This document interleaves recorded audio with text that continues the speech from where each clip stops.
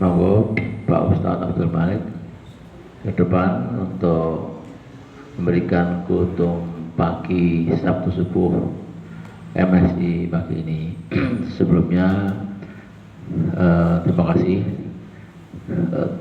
doa telah dipanjatkan kepada Bapak Haji Karjono dan keluarga yang berangkatnya umroh hari ini dari Jakarta juga dalam situasi kondisi yang sangat-sangat memprihatinkan, di mana terjadi perang antara Israel, AS dan juga lawan Iran, dan kita juga masih berdoa tidak hanya untuk keselamatan Pak Karjono dan keluarga pulang pergi ya, tidak halangan, tidak terhalang oleh perang, dan juga sehat sampai rumah kembali, kumpul dengan kita kembali.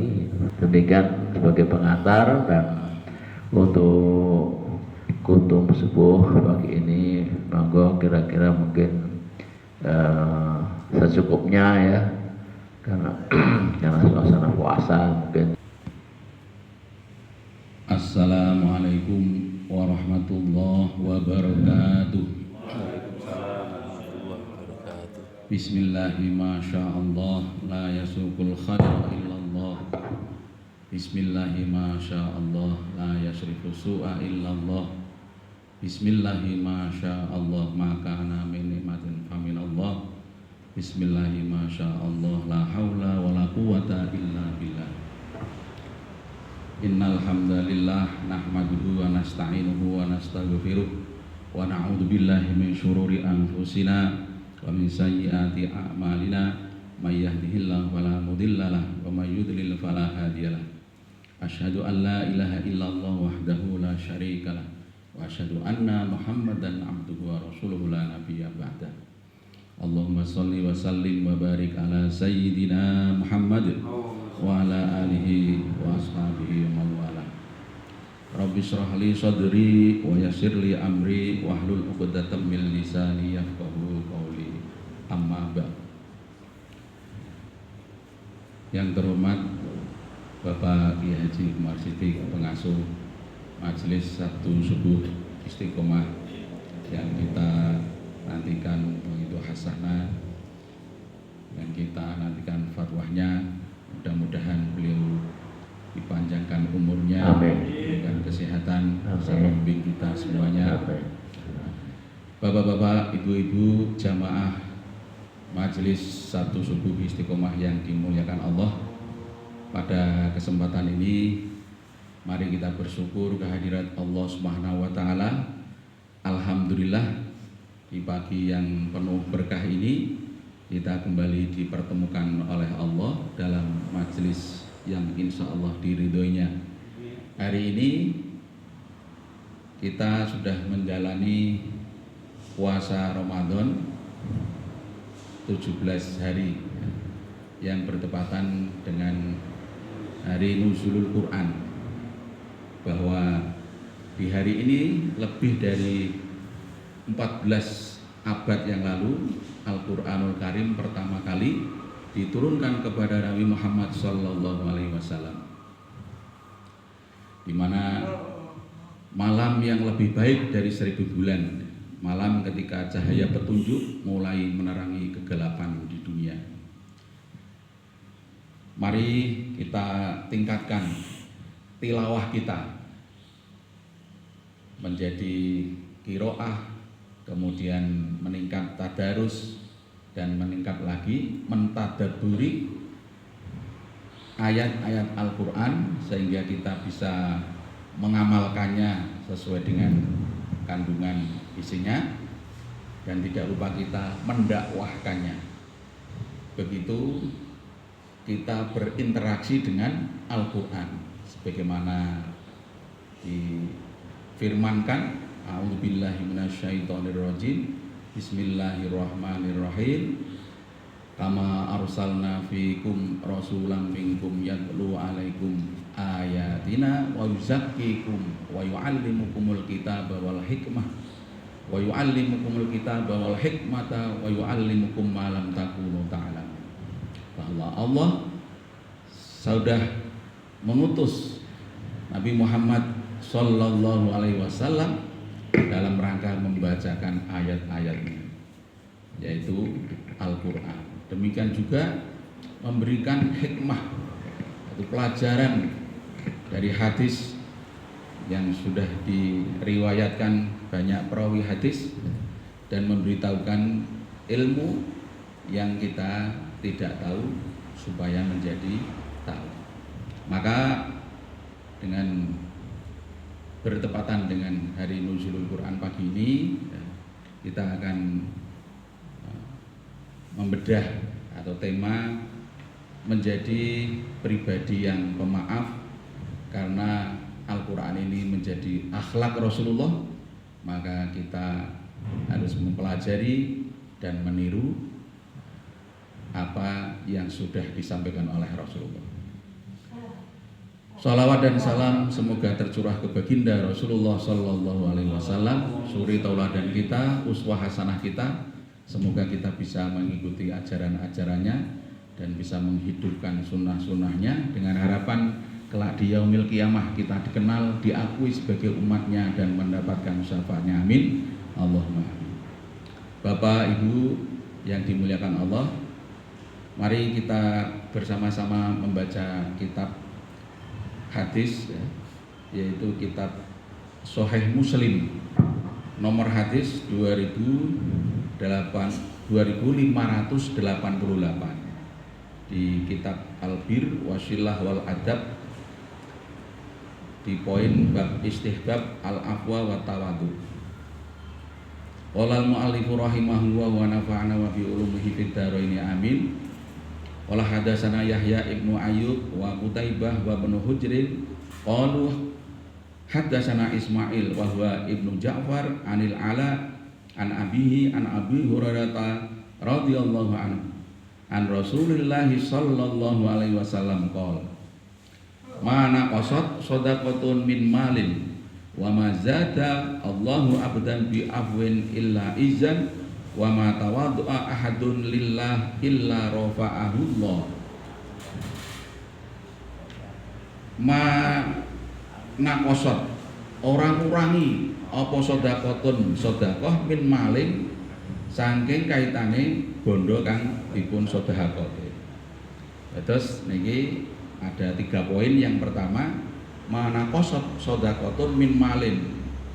Sedekah niku mboten nyuda bondo, senajan bandane suda secara lahiriah, nanging Gusti Allah bakal paring berkah lan ganti kanthi dalan liyane. Rasulullah melanjutkan berikutnya, wa ma zadallahu abdan bi afwin illa izza. Wa ma zadalan ora nambahi sinten Allah abadan ing kawula bi afwin sing duwe sifat pemaaf illa izza kejaba nambahi ing kamulyan. Terus yang kedua ini Rasulullah memberikan pelajaran kepada kita semuanya bahwa sifat pemaaf itu menambah kemuliaan. Wong sing gelem paring ngapura niku mboten asor, nanging malah diangkat derajate lan katon mulya ing ngarsane Allah Subhanahu wa taala. Yang alinea berikutnya yang terakhir, wa ma tawaddu'a ahadun lillah illa rafa'ahu Allah. Wa ma tawaddu'a lan ora andap asor sapa ahadun wong suwiji lillahi krana Allah illa rafa'ahu wa kajaba ninggiake ing ahad sinten Allahu Allah. Tawadhu niku njalari dhuwur derajate. Sapa wong sing andhap asor rendah hati kanthi ikhlas merga Allah, mongko Allah bakal ngangkat derajate lan martabate. Nah, di dalam hadis kitab Sahih Muslim nomor 2588 ini, di kalimat yang tengah tadi, wa ma zadallahu abadan bi afwin illa izza. Ini yang menjadi garis perlu digarisbawahi, ya, bahwa sifat pemaaf itu akan menambah kemuliaan. Bapak Ibu yang dimuliakan Allah, ya, dalam kehidupan sehari-hari kita dapati orang yang mudah memaafkan kesalahan orang lain sehingga kesalahan seseorang tidak sampai menjadi konflik berkepanjangan. Dengan demikian, hubungan antara dua orang atau dua kelompok yang mengalami keretakan menjadi akrab kembali dengan mempunyai sikap mengedepankan yaitu memaafkan. Begitulah pribadi yang terpuji. Namun di sisi lain kita dapati banyak orang yang justru memiliki sifat sebaliknya, yaitu pemarah, al-ghadab. Sehingga jangankan memaafkan kesalahan-kesalahan besar yang dilakukan orang lain terhadapnya, kesalahan kecil pun sudah cukup memacunya untuk menunjukkan kemarahan, hingga sulit baginya untuk memaafkan kesalahan. Bahkan bisa jadi dia melakukan pembalasan yang lebih besar kepada orang lain meskipun kesalahannya kecil dan tidak terlalu prinsip. Ini jangan sampai kita termasuk orang-orang yang ghadab. Karena apa? Di dalam hadis yang lain, al-ghadabu yufsidul iman kama yufsidus sabru al-asal. Marah itu dapat merusak iman seperti pahitnya jadam merusak manisnya madu. Ini sungguh berbahaya, termasuk virus yang ghadab itu yang bisa merusak akhlak kita. Berikutnya, al-ghadab itu termasuk mudah menyulut kemarahan orang lain, sehingga hubungan seseorang itu menjadi renggang bahkan terputus sama sekali. Oleh karena itu, seseorang baru disebut sebagai orang yang kuat ketika dia mampu mengendalikan dirinya pada saat marah, agar kemarahan itu dalam rangka kebenaran, bukan dalam rangka kebatilan. Maka Rasulullah Shallallahu Alaihi Wasallam bersabda, laisa syadid bisur'ah wa innama syadid alladzi yamliku nafsahu indal ghadab. Orang kuat bukanlah yang dapat mengalahkan musuh, namun orang yang kuat adalah orang yang dapat mengendalikan dirinya ketika marah. Hadis riwayat Imam Bukhari dan Imam Muslim. Bapak-bapak, ibu-ibu yang dimuliakan Allah, masih di sini atau sudah ngantuk? Liar-liar lagi. Mari ya, dengan puasa yang sudah terlewati, sisanya ini jadikan sisa emas ya, yang sudah terlewati. Kita evaluasi apakah pencapaian puasa itu bisa kita realisasikan di dalam kehidupan kita sehari-hari. Manakala kita meniru akhlak Rasulullah yang antara lain yaitu akhlak Rasulullah itu khuluquhul Quran. Dalam Al-Quran Allah berfirman, a'udzubillahi minasyaitonirrajim, wasari'u ila maghfiratin mir rabbikum wa jannatin arduhas samawati wal ardu uiddat lil muttaqin alladzina yunfiquna fis sarra'i wad dharra'i wal kadhiminal ghaidha wal 'afina 'anil nas wallahu yuhibbul muhsinin. Di ayat surat Ali Imran 133 134. Di sini sifat memaafkan memang menjadi salah satu sifat orang yang bertakwa, di mana alladzina yunfikuna fis sarra'i wad dharra yang pertama, kemudian yang kedua wal kadhiminal ghaidha, yang ketiga wal afina 'anin nas. Wal afina 'anin nas ini yang memaafkan kesalahan orang lain. Harapannya wallahu yuhibbul muhsinin. Dengan kita memaafkan orang lain, maka kita akan menjadi orang yang bertakwa, sebagaimana di ayat kewajiban puasa kutiba alaikumusyamu kama kutiba alal ladina min qablikum la'allakum tattaqun. Nah, ini senada supaya puasa kita itu sukses dari beriman sebagai inputnya, berpuasa ini sebagai prosesnya, bertakwa itu sebagai outputnya. Nah, di dalam surat Ali Imran, orang yang bertakwa yang antara lain yaitu orang yang bisa memaafkan kesalahan orang lain. Wal afina 'anin nas.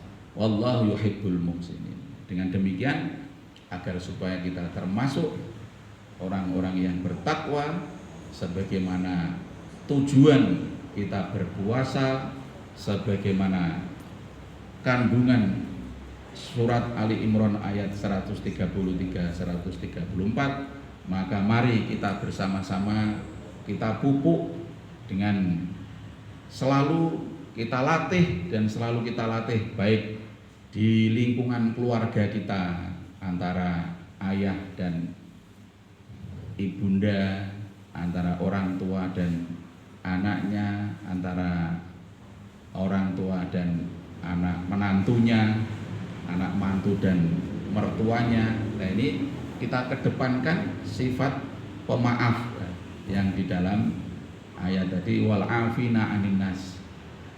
Sifat maaf itu bukannya terus membiarkan sesuatu yang salah, tetapi kita bisa menahan wal kadhiminal ghaidha, bisa menahan amarah meskipun orang tua itu kepada anaknya bisa sewenang-wenang, namun kesalahan anaknya yang tidak seberapa kita berikan pendidikan, kita ingatkan yang benar seperti ini. Demikian juga di dalam dunia bisnis, ketika hubungan antara pimpinan top manajer di middle maupun di tingkat bawah, maka semuanya itu harus ada aturannya, ada manajemennya, sehingga manajemennya itu harmonis. Bahkan pernah disampaikan oleh Habib Hasan Toha di SMA Al Hidayatullah di mana itu, di Serondol ya, di Banyumanik, bahwa perusahaan itu akan bisa turun-temurun sampai ke berikutnya, diturun wariskan ke anak cucunya. Perusahaan itu bisa sampai terus bisa going concern kehidupannya, itu adalah keharmonisan rumah tangga, sehingga sifat pemaaf ini menjadi bekal, tidak hanya untuk bekal di dunia akhirat ya, di dalam bisnis pun hubungan yang harmonis dengan saling memaafkan atas kesalahan sesama bisa menunjang kelangsungan hidup perusahaan sehingga bisa diwariskan. Tidak mungkin pada saat mau melakukan rapat umum pemegang saham antara keluarga yang satu dengan yang lain tidak saling memaafkan, masalah kecil diperbesarkan, perusahaan akan menjadi bergejolak atau antara gap yang satu dengan yang lainnya. Maka sifat pemaaf ini dimanapun kita berada, di majelis taklim ya, di tempat kita bermasyarakat, di kumpulan dawis atau PKK atau di RT, maka yang sepuh bisa memberikan contoh ya, dan para pemuda ya, bisa mendorong ya, kegiatan-kegiatan bisa dilaksanakan dengan baik. Maka banyak sekali manfaatnya. Inilah indahnya ajaran Islam ya, di mana ketika sifat pemaaf ini dicontohkan oleh Rasulullah, sungguh sangat berat ya. Rasulullah itu menjadi figur yang ketika diuji oleh kaumnya yang selalu menentang, bahkan pamannya Rasulullah yang namanya sahabat Hamzah dibunuh oleh sinten? Wahsy ya. Nah, Wahsy itu pada saat itu masih sebagai budak yang diperalat oleh Hindun yang belum masuk Islam, memusuhi umat Islam di dalam peperangan, berhasil membunuh sahabat Hamzah. Ketika Wahsy ini masuk Islam dan Hindun juga masuk Islam, Rasulullah memaafkan mereka dan tidak membalas dendam. Begitu sangat agung akhlak Rasulullah Shallallahu Alaihi Wasallam. Demikian pula ada sahabat yang lain ketika Fathul Makkah, Rasulullah memaafkan putranya sinten yang namanya Ikrimah, itu juga masuk Islam, sehingga semua berbondong-bondong kota Mekah bisa dengan mudahnya karena sifat rendah hatinya Rasulullah, pemaaf, akhlak yang mulia, ini bisa memberikan satu jalan untuk menambah atau mendakwahkan Islam ini sampai ke seluruh penjuru dunia, sehingga Islam pun sampai ke negara kita Indonesia. Nah, mudah-mudahan mari kita didik anak-anak kita, di keluarga kita, akhlak yang diajarkan oleh Rasulullah Shallallahu Alaihi Wasallam. Salah satunya yaitu menjadi pribadi yang pemaaf. Mudah-mudahan yang sedikit ini bermanfaat bagi kita semuanya. Kurang lebihnya mohon dimaafkan. Yang sebelum menutup, saya berpesan atau berpantun, pencak silat ning isor gapura, sedaya lepat nyuwun ngapura. Kesepian tanpa kekasih, cukup sekian dan terima kasih. Allahumma muwaffiq ila aqwamit thoriq. Wassalamualaikum warahmatullahi wabarakatuh. Waalaikumsalam warahmatullahi wabarakatuh. Saya minta satu tanggapan saja, Kiai Tukiman. Saya mau gelitik ini.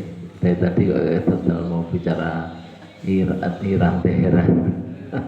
Silakan Pak Tukiman, mungkin ada yang sampaikan.